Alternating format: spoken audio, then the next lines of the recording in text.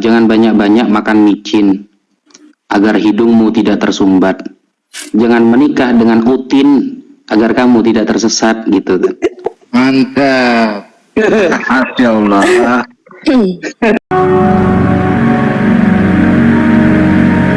Sehingga Sayyidah Asyiyah adalah wanita yang masih suci. Jadi kita harus bisa menyempurnakan. Ndak kalau baik sama baik, buruk sama buruk, waduh. Ya, kasihan nantinya wanita-wanita yang harus diluruskan, kan begitu. Ya, soalnya sering denger gitu, Ustaz. Iya, kayak Mbak Mayang seumpamanya ya. Bukan Mayang. Ya, Mbak Mie. Anita, Ustaz. Ya, Mbak Anita seumpama ada sesuatu yang harus dilengkapi dalam hidupnya. Mbak Anita biasanya 1 tahun hanya hatam Al-Quran 1 kali. Nah, dengan datangnya suami nanti ternyata bisa 1 bulan sekali hatam membaca Al-Quran. Ya harus menerima gitu. Jadi ini dunia, bukan surga, kan begitu. Iya, Ustaz, makasih. Makanya Islam tidak pernah melarang orang itu jatuh cinta, tapi Islam melarang hal-hal buruk yang di atas namakan cinta. Makanya ada pernikahan itu, sampai Rasulullah memberikan pesan kepada para pemuda, kalau kalian tidak mampu menikah, maka puasa. Dengan puasa, kalian akan bisa menahan syahwat kalian. Ada solusinya gitu. Ustaz. Yaitu, jadi ketika anak muda kayak Mbak Mi Ayang ini Udah tua, Ustaz. belum menikah seumpama, berarti ada rahasia dari Allah itu. Apa? Berarti Allah sedang mengistirahatkan Mbak Mi Ayang dari cinta yang salah gitu loh.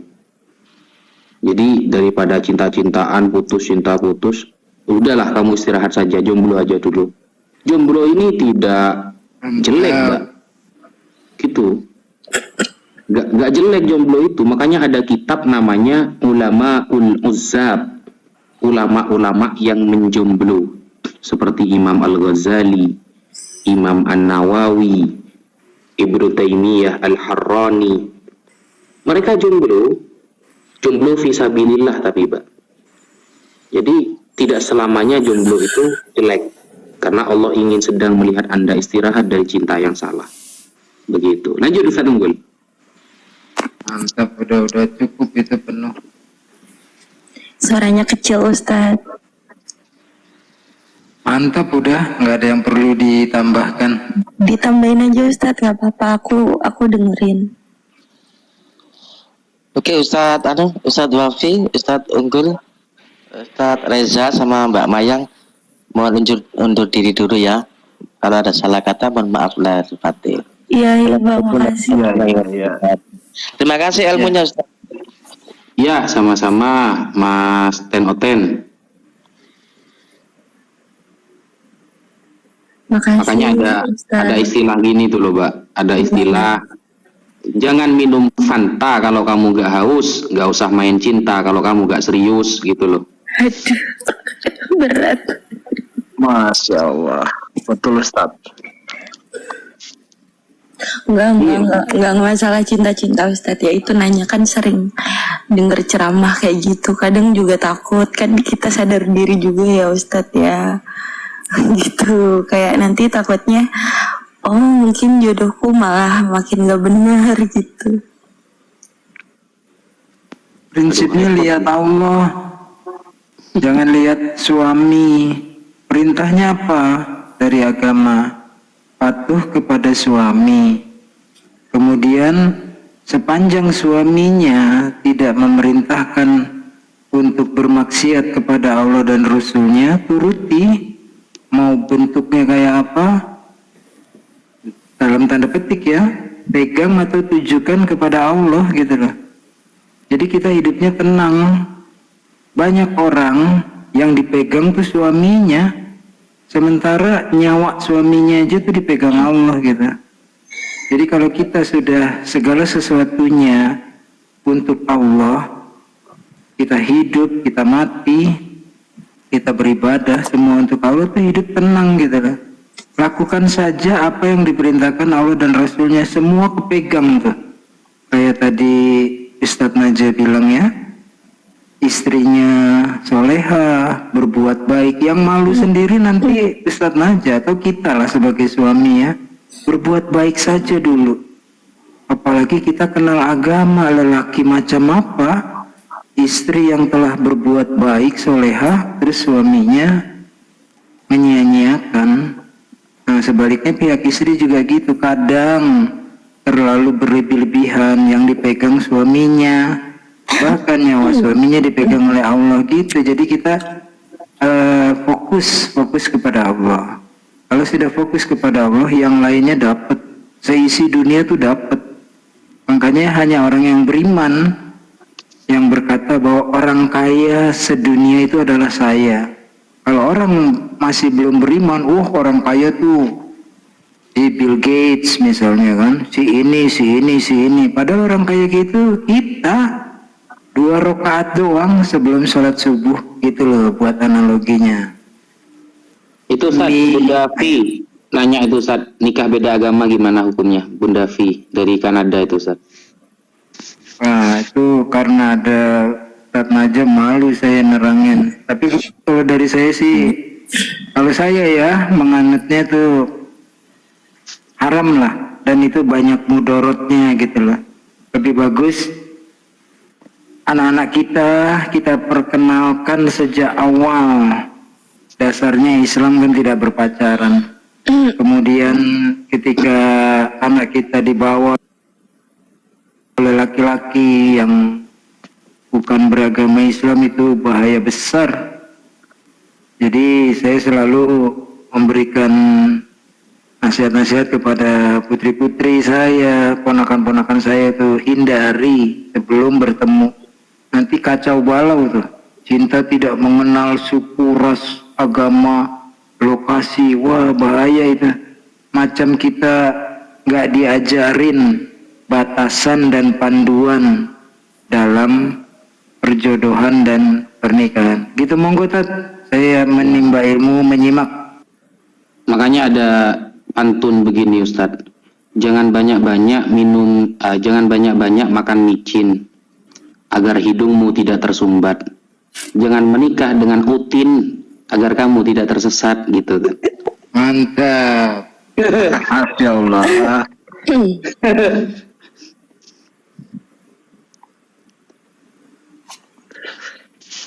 Tapi kalau tapi itu fakta loh Ustadz ya, kalau kita melihat dalam kehidupan saya, pengalaman yang saya lihat selama ini kan, ada kawan saya kebetulan memang ibunya ini Muslim, bapaknya Kristen.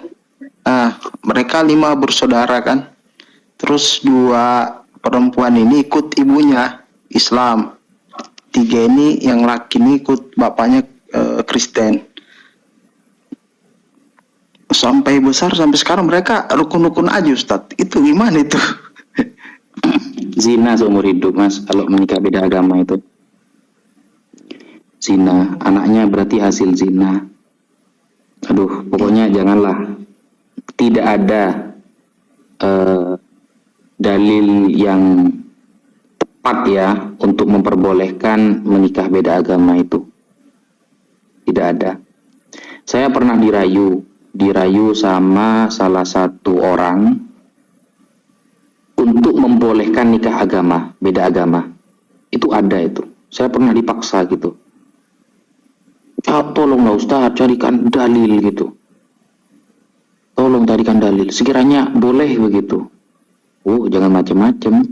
Fasakh, nikahnya itu langsung fasakh, rusak. Tidak bisa gitu. Berzina.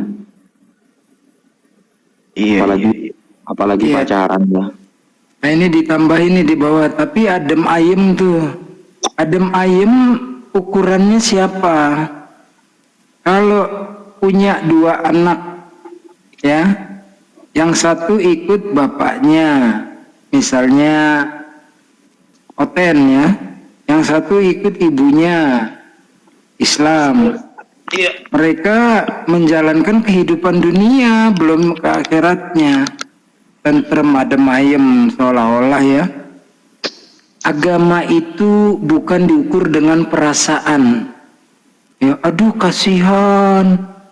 Mereka pelangi anak-anak Allah juga, jadi boleh diterima. Nggak boleh. Agama itu patokannya bukan perasaan, tetapi nasihat. Agama itu nasihat. Dari mana nasihat ini? Ya tentunya dari Allah dan Rasulnya.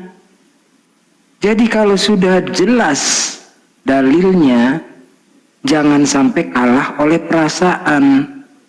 Banyak ya zaman sekarang, apalagi zaman fitnah, semua tuh dikalahkan dengan perasaan, hak asasi manusia, lalu dilunturkan nilai-nilai keislaman. Jadi sekali lagi, agama itu jangan ukurannya pakai perasaan. Kasihanlah anak perempuan sendirian, masa dapatnya cuma setengah dari warisan orang tuanya. Agama mengatakan seperti itu ada dasar, yaitu ketika perempuan menerima walaupun lebih sedikit dari saudara-saudaranya laki-laki, dia tidak wajib berbagi dengan suaminya. Sementara laki-laki menerima warisan, kalau dia sudah berkeluarga, dia wajib berbagi sama istri dan anak-anaknya. Tuh, ya. Jadi jangan mengandalkan perasaan lalu melanggar dalil.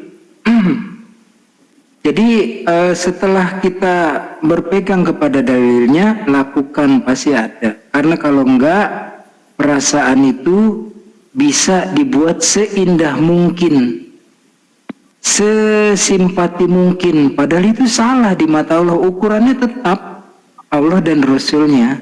Standby. Nah, Betul. ini lagi Ustadz, pengalaman kebetulan teman saya juga kan di kampung. Nah ini kan dia pacaran sama non muslim kan, wanitanya. Terus mereka lama-lama berhubungan, kecelakaan kan. Nah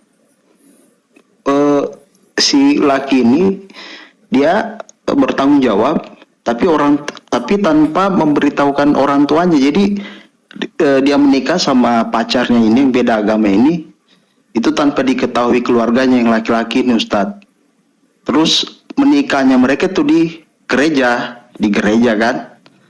Namun setelah dia menikah, begitu dia selesai menikah, dia pergi lagi di masjid, sholat kembali menjalankan aktivitas agama Islamnya itu Ustadz, yang kawan saya ini. Itu gimana itu Ustadz? Ya enggak boleh. Enggak boleh. Haram. Boleh itu. Enggak usah tanyakan dalil, itu terlalu jelas itu. Ini ada pertanyaan Ustadz Unggul di bawah. Apa yang harus dilakukan jika saudara laki-laki jadi wali nikah anak angkat? Waduh. Gimana ini kok anak angkat? Tidak sah, Mbak. Anak angkat ini nggak ada kaitan mahram ya. Tidak sah, maka pernikahannya jadi zina itu. Berzina. Tuh, Mbak Dayan, gampang zaman sekarang kan dunia dalam genggamannya. Nanti pelajari saja siapakah wali pernikahan dalam Islam. Nanti urut-urutannya itu ada tuh, ya. Sesimpel itu, standby. Betul. Kalau agama sudah menggunakan perasaan, jadi gini Ustadz, dulu ada sempat sedikit salah faham ya di pesantren. Kalau anak pesantren pulang dari pondok, dia kaya raya, berarti ilmunya barokah. Tapi kalau pulang dari pesantren ternyata jadi tukang bangunan, tukang becak, maka ilmunya tidak barokah. Nah itu sempat ada istilah seperti itu Ustaz. Akhirnya diluruskan bahwa barokah itu tidak ada kaitannya dengan harta. Tidak ada kaitannya dengan harta. Barokah itu definisinya adalah ziyadatul khair, tambahnya kebaikan kepada agama. Itu barokah. Jadi kalau ada orang pulang dari pesantren tambah baik, berarti barokah kepada agama. Tapi kalau nggak tambah baik, berarti tidak barokah. Tidak ada kaitan dengan harta, tidak ada. Karena Sayyidah Fatimah dengan Sayyidina Ali, beliau berdua menikah itu ternyata tidak kaya. Apakah ada orang Islam yang berani mengatakan Sayyidina Ali dan Sayyidah Fatimah tidak barokah? Akal yang mana yang mengatakan beliau itu tidak barokah? Lalu orang siapa sekarang yang bisa mengalahkan keilmuan dan nasab dan ibadah dari Sayyidah Fatimah dan Sayyidina Ali?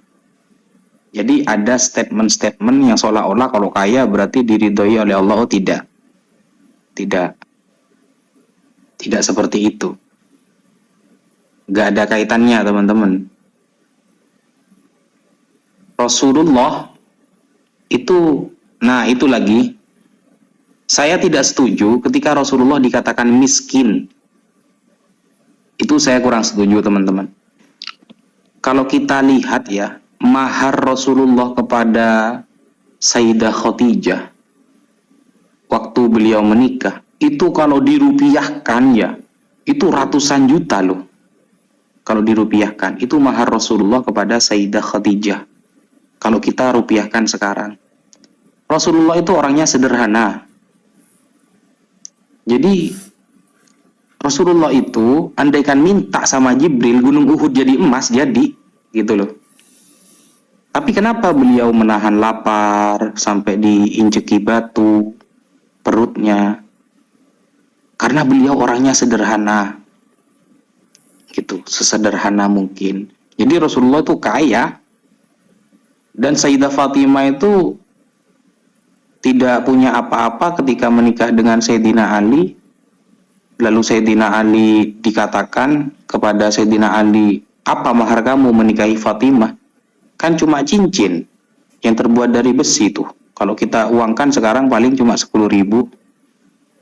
Apakah Sayyidah Fatimah kalau meminta kepada Rasulullah emas segunung Uhud apa tidak diberi? Ya diberilah.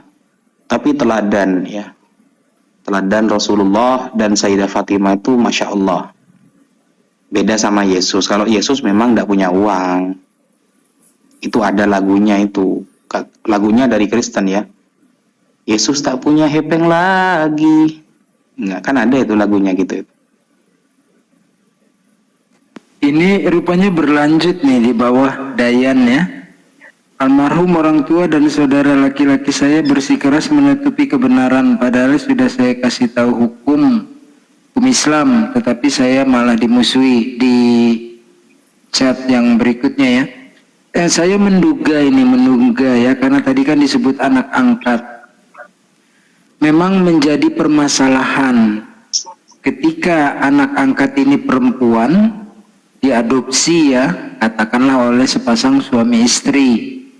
Kemudian ketika beranjak dewasa, kemudian pada saatnya menikah, lalu orang tua angkat ini laki-lakinya menjadi wali nikah. Tadi udah dijelaskan sama Ustadz Wafi hukumnya ya.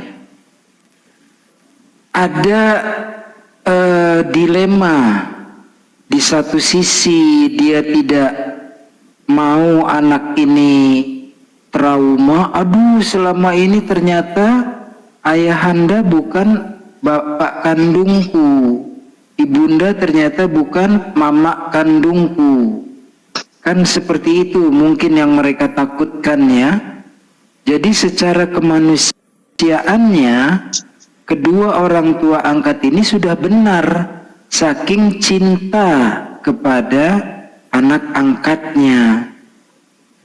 Nah, di sini yang harus menjadi pelajaran ketika dua orang suami istri mengadopsi anak, pada waktunya ceritakan Jangan di ujung hari baru diceritakan. Ketika misalnya perempuan ya, kalau laki-laki sih aman, nggak perlu wali laki-laki menikah. Di suatu titik ceritakan apa adanya kalau perlu. Misalnya dia mau cari orang tuanya, bantu. Aku pernah nih lihat yang kasus kayak gini ya. Dan keduanya itu menjadi baik. Ketika orang tua angkatnya ini dipertemukan kepada ibunya dulu yang pertama ya, yang laki-lakinya udah nggak jelas, itu secara undang-undangnya seseorang yang menyerahkan ke panti asuhan tidak boleh berhubungan lagi dengan anak yang diserahkan itu.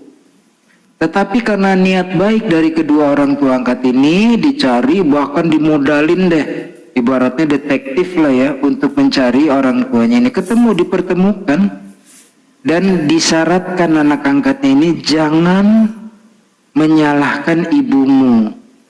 Yang saya mau, saya keluar biaya sebesar ini, kamu mencintai ibumu seperti mencintai saya, maksudnya yang laki-lakinya, dan istri saya, maksudnya bapak ibumu angkatnya ini gitu loh.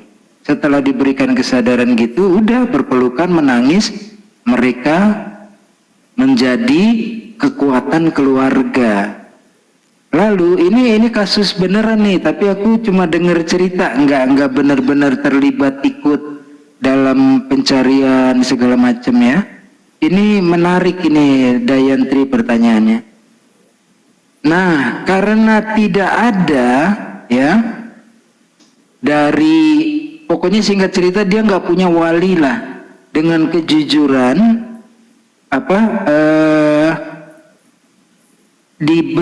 dicarikan wali hakim, tapi atas sepengetahuan tuh ya, penghulunya juga diberitahu. Intinya saya nggak mau banyak cerita, tapi ini adalah wali hakimnya, jadi secara agama benar. Dan kemudian itu belum selesai tuh sampai situ, calon suaminya dituntut sama bapak angkatnya ini, inilah keadaannya, apakah kamu mau menerima sebelum berjalan jauh? Dan sampai sekarang mereka hidup bahagia, punya anak-anaknya juga sehat, jasmani rohani, soleh dan soleha. Jadi jangan hanya karena perasaan lalu kita lupa ada aturan, ada dalil dari Allah, dan ada Allah yang maha memudahkan. Berapa banyak orang ketika memuji saya, jawaban saya bukan saya yang hebat, tetapi Allah yang maha memudahkan. Nah, mudah-mudahan ini jadi pelajaran. Jangan takut ketika kita semua menyandarkan kepada Allah. Anak angkat punya hak juga untuk mengetahui. Nah, aku ceritakan ini bukan untuk mengusirmu, bukan untuk meniadakanmu. Justru engkau harus tahu, harus mencintai juga orang tuamu. Kalau berhenti sampai sini nggak mau cari, selesai. Tapi kalau anak mau mencari orang tuanya, perlu dibantu gitu. Tapi secara hukum, orang tua asli menyerahkan anak ke panti asuhan, ditinggal, dia tidak boleh menghubungi lagi. Anak saya sekarang gimana, dengan siapa dia tinggal, nggak boleh. Itu hukumnya seperti itu. Kurang lebih gitu, Dayantri, mudah-mudahan ya. Tetapi kalau dari dalil, Ustaz Najah, standby. Nggak, sambil disapa netizen di MDM, Ustaz, di media dakwah MDM. Apa berarti singkatannya? Media. MDM di mana sih? Ini kan di live kan di channel YouTube MDM. Oh, oke. Okay. Bang Tholib minta disapa netizen di MDM. Channel media dakwah apa berarti singkatannya? Media dakwah Masya Allah gitu mungkin ya. Media dakwah Muslim. Dakwah Muslim. Ya, Maksudnya minta disapa gimana, Tat? ini kan sedang di live kan di channel YouTube MDM, disapa netizen yang setia menonton itu, Ustaz. Oh, oke. Assalamualaikum warahmatullahi wabarakatuh. Untuk pemirsa di media dakwah muslim, ini suara saya Unggul Sudrajat sedang berada di komal TikToknya Ustadz Najah atau Ustadz Wafi.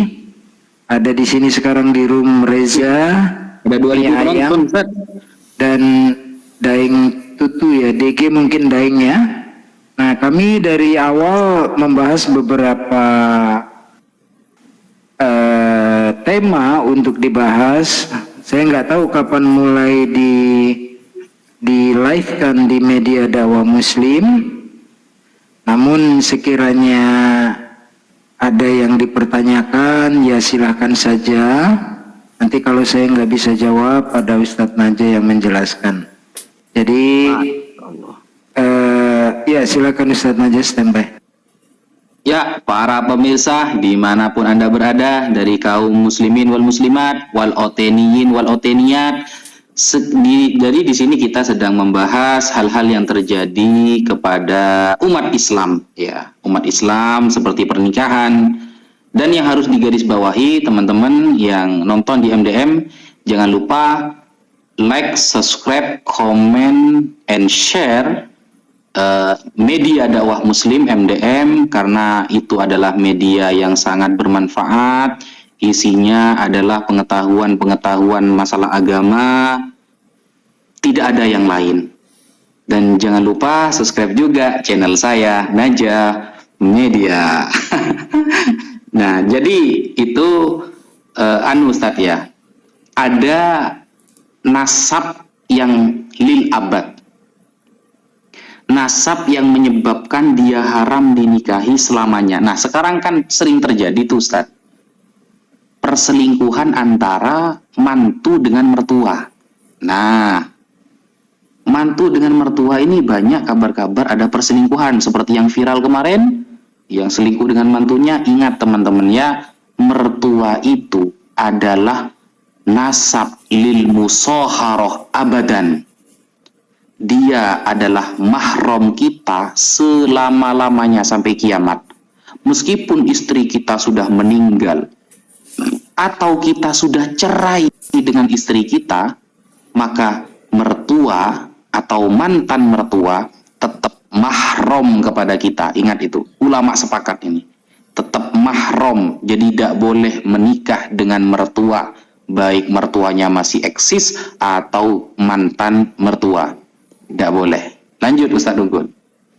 Siap. Jadi dihukumi atau dianggap sebagai orang tua kandung kita ya, mertua itu Ustaz. Betul, meskipun istri kita sudah meninggal, kita cerai dengan istri, tetap mertua ini sudah haram untuk kita nikahi selamanya. Gitu Ustaz. Siap, Greg. Ini tadi ada pertanyaan di bawah nih Kang Duro ya. Jadi pernikahan itu nggak ada istilah nikah di KUA, nikah ini, nikah itu, enggak ya. Islam mengajarkan nikah itu ada rukun dan syarat sahnya. Sama itu ya. Mau yang monogami ataupun poligami, hukumnya sama. Jadi tetap berpegang kepada hukumnya ya. Itu hanya istilah. Dan yang di sini banyak orang salah mengira ketika menikah di KUA, penghulu yang menikahkan. Salah. Yang menikahkan mempelai wanita adalah walinya. Dimulai dari bapak kandungnya dan seterusnya. Jadi penghulu bukan wali nikah, kecuali ada hal-hal tertentu yang dibolehkan syar'i. Ada tidak ada lagi yang bisa menjadi wali karena berperang atau segala macam jarak jauh. Tapi wali yang sahnya memberikan surat bermeterai, minta tolong kepada penghulu karena kondisi saya sakit, misalnya lumpuh karena jarak jauh antar benua. Dengan ini saya ikhlas ridho menunjuk bapak penghulu menjadi wali hakim pernikahan putri saya, putri kami bernama Fulanah bin binti fulan gitu, itu boleh. Tapi yang sering orang salah mengira pernikahan itu dinikahkan oleh penghulu, bukan. Penghulu KUA itu hanya petugas administratif, mencatat dan memandu untuk proses yang utamanya adalah ijab kabul. Gitu, lanjut. Ya, assalamualaikum warahmatullahi wabarakatuh, Bang Tewel. Assalamualaikum. Waalaikumsalam. Ya, kita dahulukan Mas Tutu dulu karena Mas Tutu sudah dari tadi. Ada yang mau disampaikan, Oh iya, Mas Tutu? sorry. Assalamualaikum warahmatullahi wabarakatuh. Semoga guru-guru kita diberikan kebahagiaan dunia akhirat, sehat walafiat, penuh berkah, amin amin ya Allah. Satu pertanyaan Ustaz, mohon izin yang berkaitan tentang rezeki anak. Bila dijamin kepada Allah tentang rezekinya, apakah yang saya mau pertanyakan, apakah ilmu pendidikannya itu sudah termasuk dijamin oleh Allah atau tidak termasuk dengan itu? Tafadhal Ustaz. Rezeki dalam mencari ilmu seorang anak kah? Iya. Iya, jadi rezeki itu sudah Allah atur. Ketika kita punya anak, maka Allah juga menakdirkan dia dari sejak lahir sampai wafat juga memiliki rezeki. Cuma kalau waktu dia kecil, rezekinya lewat orang tua. Nah, apakah juga termasuk rezeki mencari ilmu? Justru ketika anak mencari ilmu, rezeki orang tua ini biasanya melimpah loh. Ini cerita Bang Tutu ya. Saya dulu waktu mondok di pesantren, ayah saya tuh tidak punya uang sama sekali. Mau berangkat mondok kurang 2 hari. Waktu itu saya mondok di daerah Jepara ya, pondok pesantren Darul Falah Amsilati namanya. Itu ayah saya sama sekali tidak punya uang loh. Tapi waktu itu ayah saya membaca Sallallahu ala Muhammad 5.000, kemudian membaca La ilaha illallah 3.000 dan bacaan yang lain. Kalau sudah tingkatan yakin kepada Allah, pasti ada pertolongan. Insya Allah ada pertolongan itu. Insya Allah ada pertolongan. Jadi jangan, terutama sholawat, jangan diremehkan. Sholawat itu jangan diremehkan. Sholawat itu satu-satunya amal ibadah yang meskipun kita tidak punya wudhu, kita tidur-tiduran, diterima oleh Allah. Ya, sallallahu ala Muhammad sallallahu alaihi wasallam. Jadi juga ditanggung itu oleh Allah. Makanya Rasulullah mengatakan, man salaka tariqan yaltamisu fihi ilman sahhalallahu lahu tariqan ilal jannah. Barang siapa yang hari-harinya memang niat untuk mencari ilmu agama, maka Allah akan mempermudah jalannya menuju surga. Itu beneran. Gitu. Mungkin jawaban saya ada yang mau ditambahi, Ustadz Unggul? Ya, setuju banget sama Ustadz Naja ya. Pengalamannya sama dengan pengalamanku pribadi. Bapak ibuku anak 6, 4 laki-laki, 2 perempuan. Bapak dari ukuran materi kurang ya, tapi satu yang diajarkan ibuku ketika kita ngeluh nih soal makanan, bersyukur. Mungkin tidak banyak, tetapi Allah memberikan cukup. Itu saya terkenang terus sampai detik ini. Mungkin artinya kan ukuran manusia, mungkin tidak banyak, itu ukuran manusia tuh. Nah, lalu ditutup dengan tetapi Allah memberinya dengan cukup. Allah Maha tahu kecukupan saya. Lalu sekolah ya, saya pengen sekolahnya itu di luar negeri yang paling mahal. Bapak terseok-seok gitu, pinjam ya dengan koperasi atau gajinya nanti dipotong demi saya kuliah ya, dan kuliahnya pun bukan di luar negeri.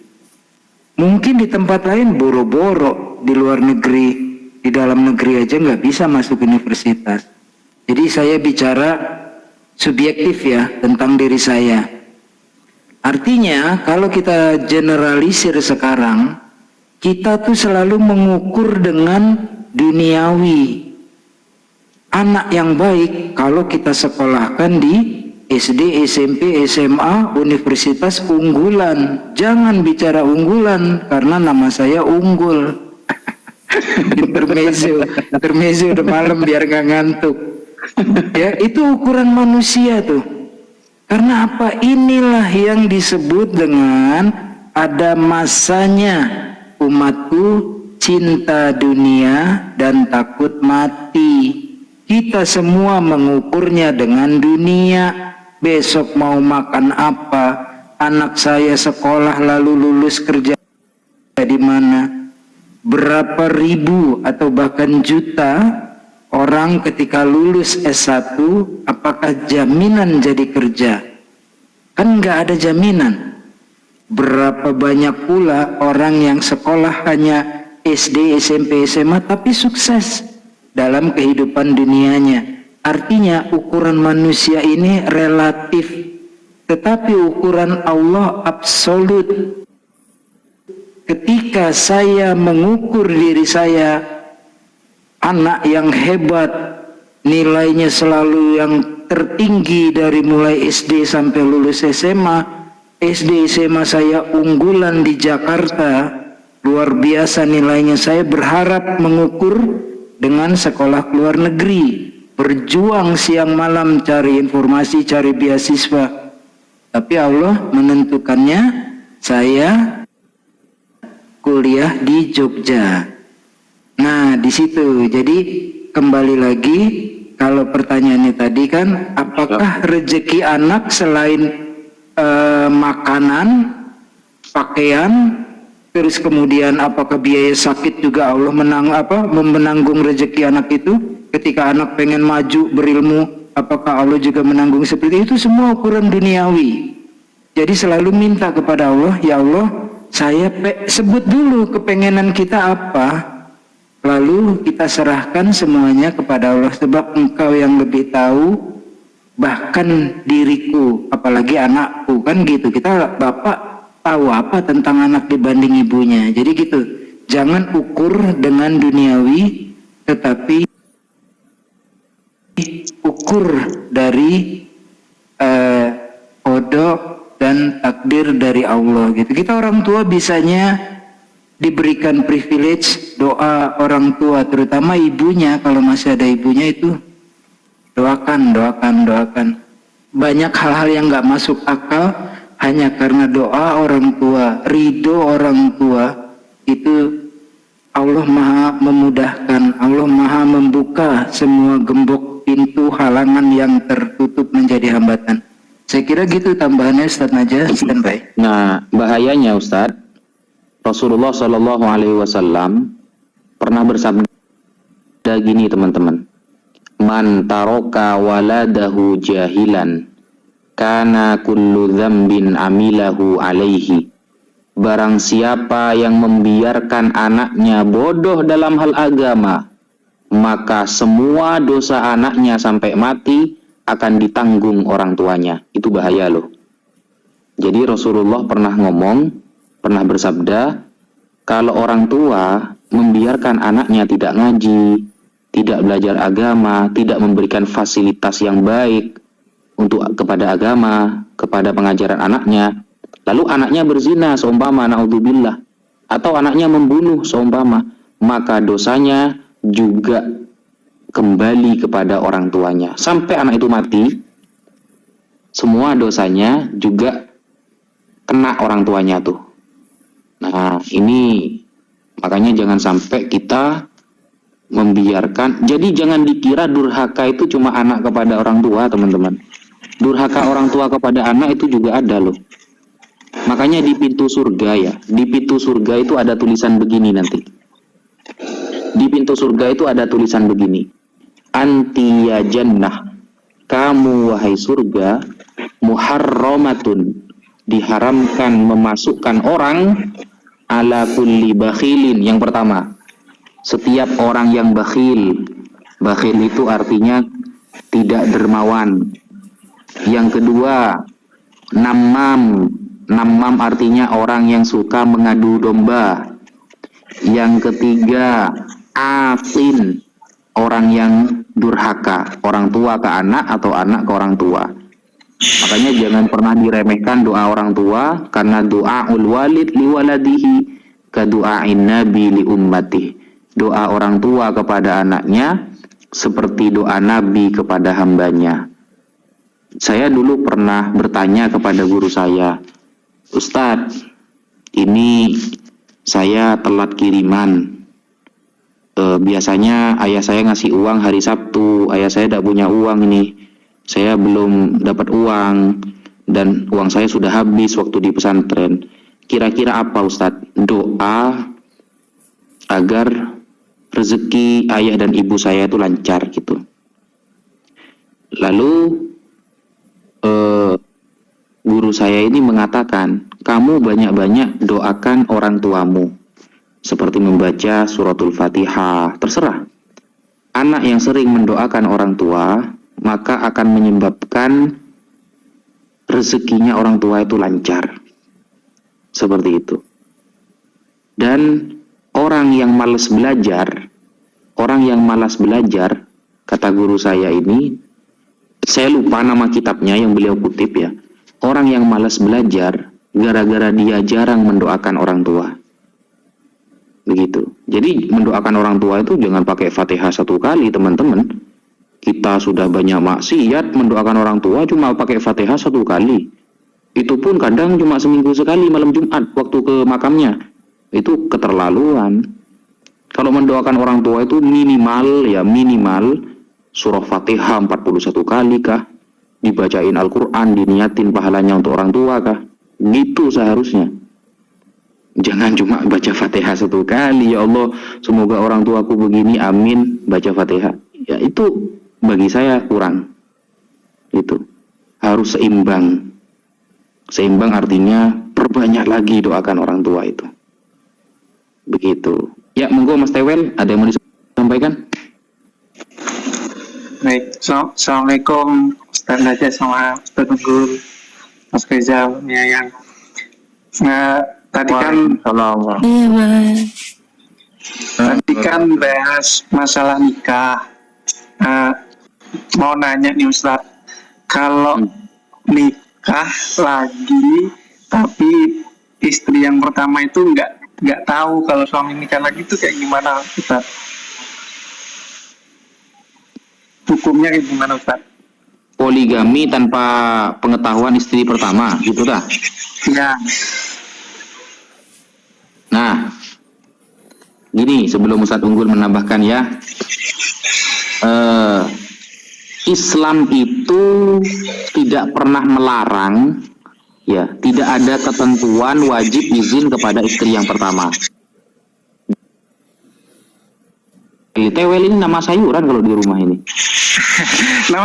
Nama saya itu Imam Syafi'i, tapi sekarang lagi di Korea gitu ya kan. Lah terus mau nanya definisi adilnya tuh kan nikahnya di Korea gitu. Terus definisi adil memang sih untuk nafkah lahirnya tuh bisa sih adil gitu, tapi nafkah batinnya nggak bisa adil, kayak gimana tuh Ustaz?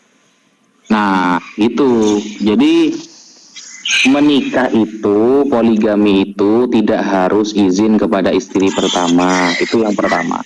Tetapi alangkah baiknya ketika izin kepada istri yang pertama. Itu merupakan pekerjaan yang sangat baik kata para ulama. Kenapa? Karena gini, efeknya nanti ya, yang kita bicarakan efek gitu loh. Memang nggak ada kewajiban izin kepada istri pertama, tapi efeknya akan sangat besar sekali. Karena seorang suami wajib membahagiakan istri, wajib bertanggung jawab kepada istri. Ternyata ketika sudah ketahuan nikah dua, istri yang pertama tidak terima, akhirnya rusaklah rumah tangga, sehingga Anda mencederai hukum untuk membahagiakan istri pertama. Nah, ini nantinya yang akan merembet kepada dosa-dosa selanjutnya. Akhirnya istri pertama seharusnya wajib taat kepada suami, dia tidak akan taat tuh. karena sudah diselingkuhi kata dia, padahal ya agak bukan selingkuh, menikah kan. Tapi akhirnya istri pertama akan membuat maksiat-maksiat yang besar nantinya kalau tidak izin gitu. Ini efeknya yang harus kita pahami. Makanya lebih baik saya anjurkan izin kepada istri pertama. Lalu masalah adil itu dua. Ya, adil itu kan dalam hal dua kan, dalam kosam menggilir. Kalau di rumah istri pertama 1 minggu seumpama, di rumah istri kedua 1 minggu juga. Yang kedua masalah nafkah. Nah, ketika keadaan kita bekerja di luar negara dan kita beristri di sana, maka ini nanti akan ditafsil. Tafsil ini ada perincian lagi. Karena seharusnya Anda harus bisa menggilir istri ini. Perinciannya gimana? Anda harus minta ridho kepada istri pertama. Ridho. Wahai istriku, aku dalam keadaan kerja di luar negara. Saya tidak bisa tuh kerja membiayai hidup, membahagiakan kamu kalau saya kerja di Indonesia karena gajinya cuma 500.000 sebulan. Kalau di Korea kan berjuta-juta tuh, sehingga kamu bisa bahagia dengan apa yang saya usahakan. Maka saya minta ridho Anda, saya minta ridho kamu wahai istriku, bahwa saya belum bisa adil dalam hal kosam, menggilir istri atau nafkah batin istilahnya kalau di Indonesia itu ya. Kalau istrinya ridho, istri pertama ridho, maka selesai, tidak ada dosa. Begitu Mas.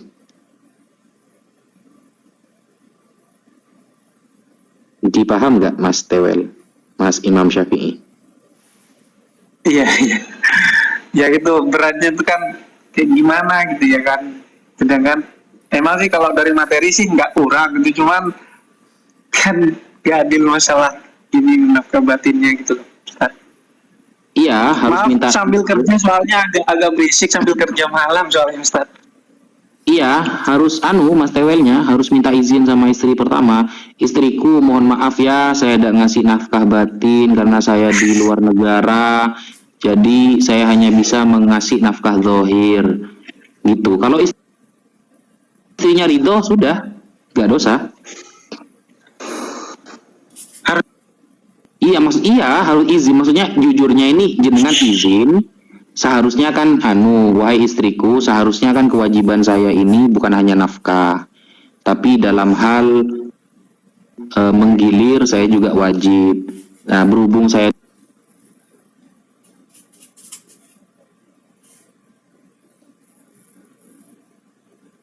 butuh nafkah batin, ternyata saya belum bisa menunaikan kewajiban tersebut.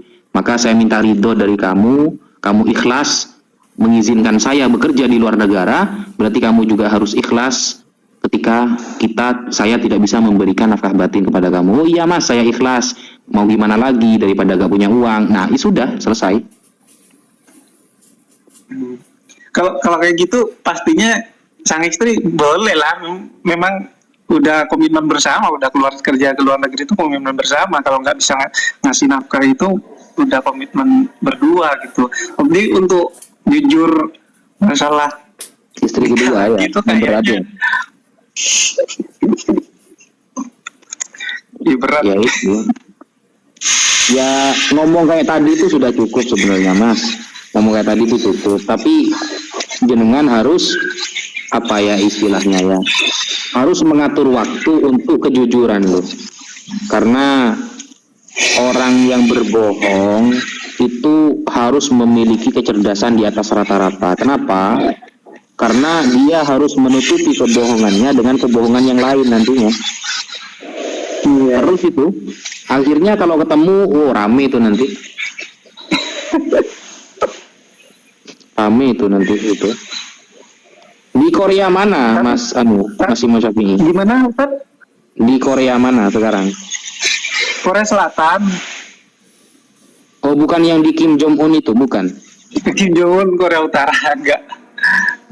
Oh, Di Korea Utara gitu. Ustaz. Saya asli Lumajang Ustaz. Waduh, dekat dengan saya Probolinggo. Iya. Sampingnya berarti. Tak kira sampai di Korea Utara. Kalau Korea Utara saya mau kirim salam ke Kim Jong Un gitu, jangan keras-keras gitu. Di Korea Selatan. Yaudah, terima kasih banyak Ustadz, mau lanjut kerja lagi. Berarti kalau dari segi hukum itu nggak haram lah Ustadz ya? Halal ya? Nggak dosa. Iya, kalau istri sudah mengizinkan, sudah ridho, tidak dikumpuli, tidak diberikan nafkah batin, dia ridho, maka sudah selesai masalahnya.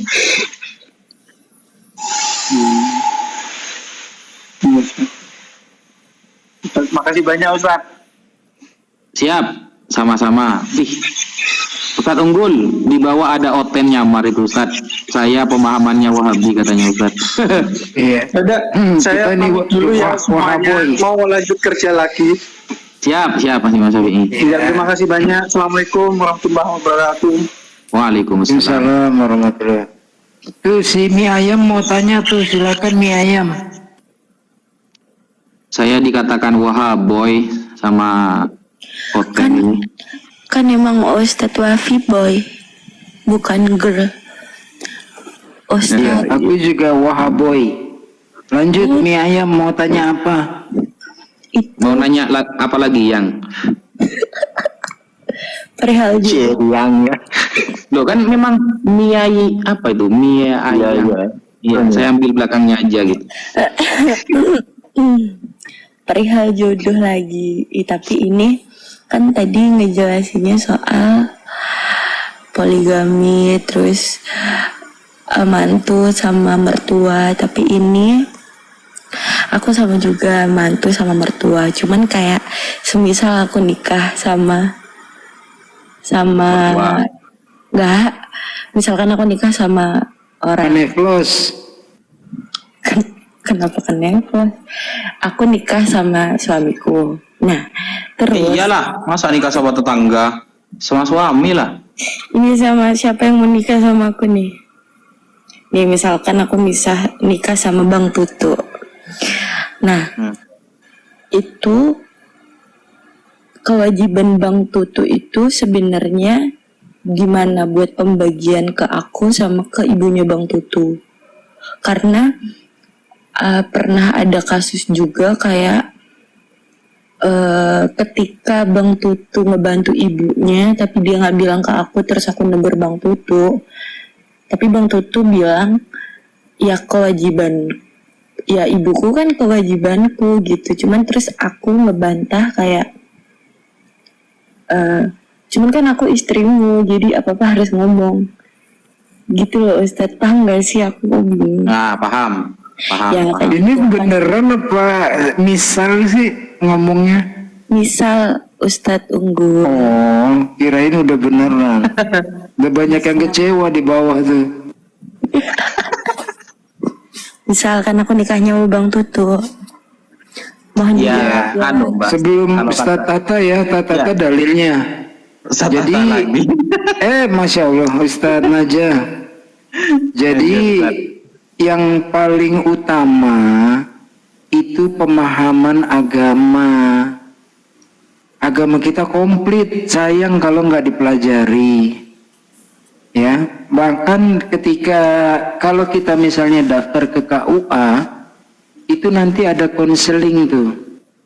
Atau pada hari hanya sebelum ijab kabul, itu ada khotbah nikah namanya. Penghulu tuh biasanya yang memberikan khotbah nikah. Kewajiban dan hak istri, hak dan kewajiban suami ya. Itu dijelaskan, termasuk salah satunya ini nanti. Bahwa dia sambil tertuju kepada, maksudnya ucapan itu tertuju kepada calon mempelai perempuan. Ketika nanti setelah ijab kabul suami itu bukan milik istri tapi milik ibu kandungnya. Tuh, hukumnya dulu letakkan, jangan perasaan. Wah, gimana sih perasaan, kan gue yang jadi istrinya, kok sekarang ibunya gitu ya. Hukumnya dulu letakkan.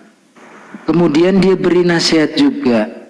Namun demikian bukan berarti ketika Allah memberikan privilege, kelebihan kepadamu, lalu engkau bisa berbuat semena-mena atau zolim kepada istrimu. Tuh, jadi nasihatnya seperti itu. Kewajibannya diberikan, haknya diberikan. Disinilah orang yang mengerti agama, dia akan berbuat baik kepada dirinya dulu, jangan zolimi dirinya dulu, lalu berbuat baik kepada ibu kandungnya. Perbuatan apapun seorang anak nggak bakalan nebus penderitaan ibu mengandung, melahirkan, membesarkan. Nah, lalu dia juga berbuat baik kepada istrinya. Silakan Lanjut Ustaz, aja lanjut dulu. Aku udah selesai kok. Intinya suami itu milik ibu kandung, tapi bukan berarti bisa semena-mena kepada istrinya. Misalnya kayak tadi permintaan, kok nggak ngomong sih sama aku? Ya sekarang ngomong aja, apa salahnya? Beri pengertian bahwa menurut agama seperti ini, tapi kelebihan yang aku miliki bukan untuk menzolimimu, istriku, gitu. Dan baik. Ini Ustadz Unggul. Berarti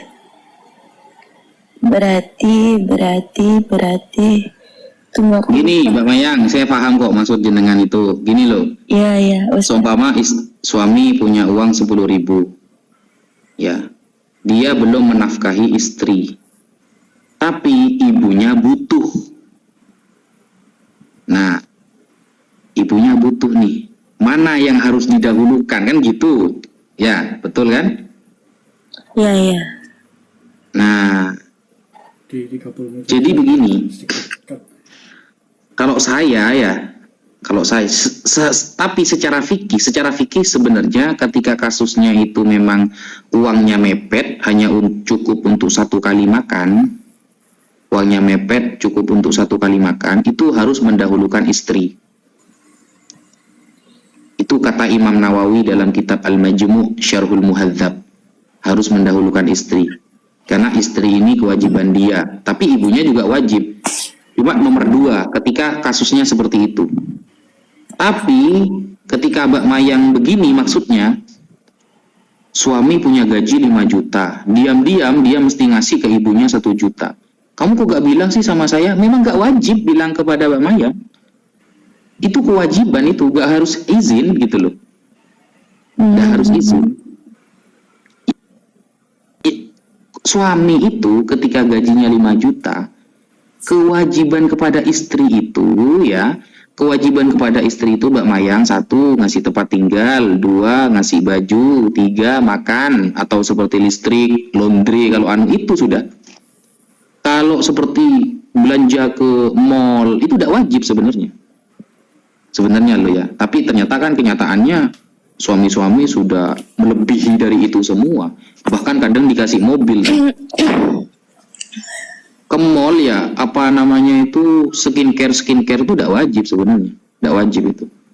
Tapi kan ternyata suami lebih dari itu, apalagi kalau suaminya ini royal ya, pasti akan lebih gitu loh. Mbak Mayang ketika mempunyai anak laki-laki, Mbak Mayang ketika punya anak laki-laki, pasti Mbak Mayang senang ketika anak laki-lakinya itu memperhatikan Mbak Mayang sendiri ketika sudah menikah nanti. Pasti itu.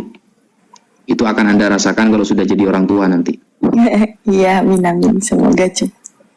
Iya. Nah, tapi kalau kasusnya seperti tadi ya, kepepet nih tuh. Ini mendahulukan yang mana? Kalau saya ngasih istri, ibu gak makan. Kalau saya ngasih ibu, istri gak makan, maka istri, kata Imam Nawawi, istri dulu. Tapi kalau maksudnya ini gaji-gaji biasa bulanan, suami ngasih ke ibunya tanpa izin, memang ngapain izin? Masih ada kewajiban kok. Dan seorang anak laki-laki itu milik ibunya, betul kata Ustaz Unggul, milik ibunya sampai dia mati. Jadi seharusnya, kalau saya pribadi Mbak Mayang ya, kalau saya pribadi, Ya Ustaz. saya ada gaji nih 5 juta. Saya itu biasanya ngasih ke orang tua 1 juta. Sisanya 4 juta ini biasanya saya taruh almari, Mbak. Saya taruh almari, terserah istri sudah mau dibuat apa itu. Yang penting kalau itu nanti sudah hampir habis, kabari saya, biar saya nyari lagi. Saya gitu sistemnya kalau di rumah. Iya ya Ustaz, enak gitu. Jadi kalau di almari ini habis uangnya ya sudah, berarti habis. Tapi saya biasanya mewanti-wanti ke istri, kalau nanti sudah tinggal sedikit kabari. Jangan jegakan gitu loh. Karena saya bukan bank gitu loh. Saya tidak bisa mengeluarkan uang seenaknya, pasti saya harus usaha. Kadang saya sampai pinjam untuk ingin membahagiakan istri, takut istri ini minta apa, ada keturutan. Saya gitu biasanya. Yang penting ke orang tua saya harus ke orang tua itu, tidak bisa ditoleransi. Istri kalau melarang saya memberikan saya kepada orang tua, mending cerai gitu. Nah, Apa saya